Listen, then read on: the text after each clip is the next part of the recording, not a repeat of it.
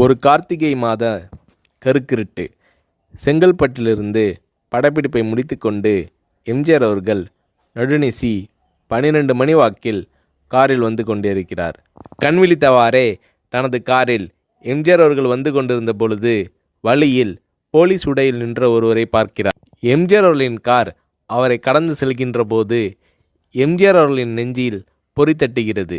ஆள் நடமாட்டமே இல்லாத இந்த அர்த்த ராத்திரியில் அந்த போலீஸ்காரர் பஸ்ஸுக்காக காத்து நிற்கிறார் என்பதை எம்ஜிஆர் அவர்கள் புரிந்து கொள்கிறார். உடனே தனது டிரைவரிடம் காரை நிறுத்த சொல்கிறார் எம்ஜிஆர். கார் பின்னோக்கி வருகிறது. போலீஸ்காரரின் அருகில் காரை நிறுத்தி கதவை திறந்து ஏறுங்கள், எங்கே போக வேண்டும் என்கிறார் எம்ஜிஆர். பரவாயில்லை, நான் பஸ்ஸிலே வந்து விடுகிறேன் என்கிறார் அந்த போலீஸ்காரர். நேரமாகிவிட்டது, இனி இந்த ரூட்டில் பஸ் கிடையாது, ஏறிக்கொள்ளுங்கள் என்று எம்ஜிஆர் அவர்கள் வலுக்கட்டாயம் செய்ய போலீஸ்காரர் வேண்டா வெறுப்பாக ஏறுகிறார். காரின் உள்ளே லைட் போட்டு சாப்பிட்டீங்களா என்று கேட்டுக்கொண்டே தனது சீட்டுக்கு பின்னால் இருந்த பிஸ்கெட் பழங்களை எடுத்து கொடுக்கிறார் எம்ஜிஆர். இப்படி ஓசியில் பயணம் செய்வதே எனக்கு உடன்பாடில்லை. இன்னும் நீங்கள் உண்ண சொல்லி வேறு என்னை இழிவுபடுத்தாதீர்கள் என்று போலீஸ்காரர் மறுக்கிறார். எம்ஜிஆர் அவர்கள் பூரிக்கிறார். இருப்பவனிலிருந்து இல்லாதவன் வரை படித்து பதவியில் இருக்கும் எத்தனையோ பேர் எனக்கு அது வேண்டும் இது வேண்டும் என்று எம்ஜிஆர் அவர்களிடம் வேண்டியதை பெற்று செல்கிறார்கள்.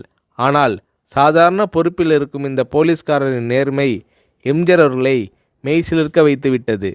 எம்ஜிஆர் அவர்களின் கார் கத தூரத்தில் வந்து கொண்டிருந்தாலும் காரின் நிறத்தையும் ஒளியையும் மனம் கமலும் ஓடிக்கான் வாசனையையும் வைத்து இது எம்ஜிஆர் அவர்களின் கார் என்றும் கார் சென்ற தடத்தை தொட்டு வணங்குகின்ற அளவுக்கு புகழுடன் திகழ்ந்த நேரம் அது.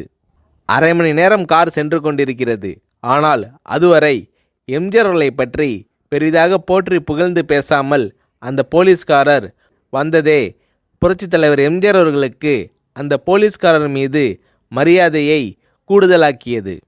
நான் தான் எம்ஜிஆர் என்கிறார் எம்ஜிஆர். கேள்விப்பட்டிருக்கிறேன் என்கிறார் அந்த போலீஸ்காரர். பொன்மனச்செம்மல் எம்ஜிஆர் அவர்களின் முகத்தில் கோபம் இல்லை, பதிலுக்கு பொன்முறுவல் மலர்கிறது. என் படங்களை பார்த்து இருக்கிறீர்களா என்று கேட்கிறார் எம்ஜிஆர். நான் சினிமாவே பார்ப்பதில்லை என்கிறார் அந்த போலீஸ்காரர். புரட்சித் தலைவர் எம்ஜிஆர் அவர்கள் இன்னும் பிரமிக்கிறார். இப்போது கார் சத்தத்தை தவிர ஒரே நிசப்தம். போலீஸ்காரர் தனது வீட்டிற்கு 1/2 கிலோமீட்டர் தூரத்திற்கு முன்பே காரை நிறுத்த சொல்லி இங்கேயே இறங்கிக் கொள்கிறேன் என்கிறார். ஏன், நீங்கள் குறிப்பிட்ட அந்த விலாசம் இன்னும் 1/2 கிலோமீட்டர் தூரம் இருக்கிறதே என்கிறார் எம்ஜிஆர். சாதாரண போலீஸ் உத்தியோகத்தில் இருக்கும் நான் காரில் வந்து இறங்கினால் என் வீட்டிற்கு அருகில் உள்ளவர்கள் என்னை தவறாக நினைத்து கொள்வார்கள். இதுவரை இப்படி நான் யார் காரிலும் ஓசியில் வந்து பழக்கமில்லை.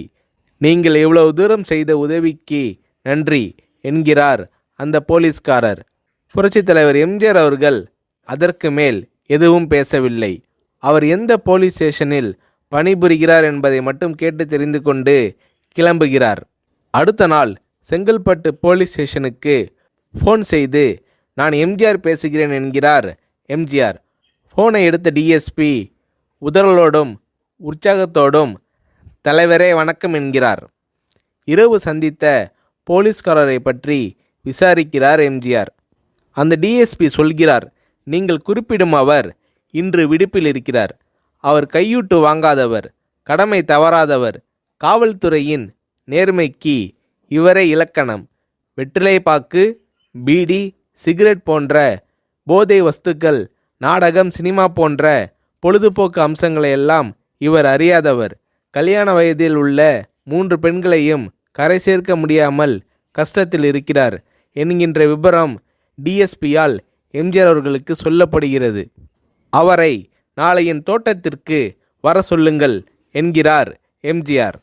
கேட்டுக்கொண்ட டிஎஸ்பி உங்களோடு ஃபோனில் ஆளுக்கு ஒரு வார்த்தை பேச இன்ஸ்பெக்டர், சப் இன்ஸ்பெக்டர் உட்பட எல்லோரும் ஆசைப்படுகிறார்கள். ஃபோனை அவர்களிடம் கொடுக்கலாமா என்கிறார். எம்ஜிஆர் அவர்கள் கொடுங்கள் என்கிறார். பேசுகிறார். அந்த போலீஸ் ஸ்டேஷனே புண்ணியம் பெற்றதாக மகிழ்ச்சி அடைகிறார்கள் அந்த போலீஸ்காரர்கள்.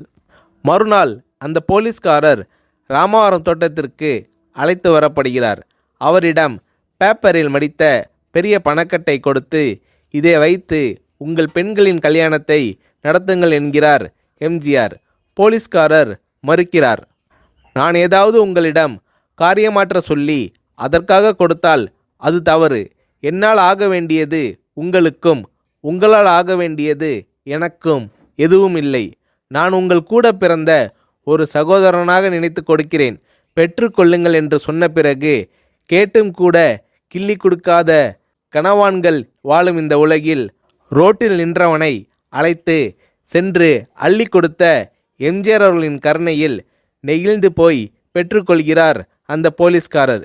பிறகு ஒரு தேதியில் புரட்சித் தலைவர் எம்ஜிஆர் அவர்களே சென்று அந்த போலீஸ்காரரின் 3 பெண்களின் திருமணத்தையும் நடத்தி வைத்து வாழ்த்தி இருக்கிறார்.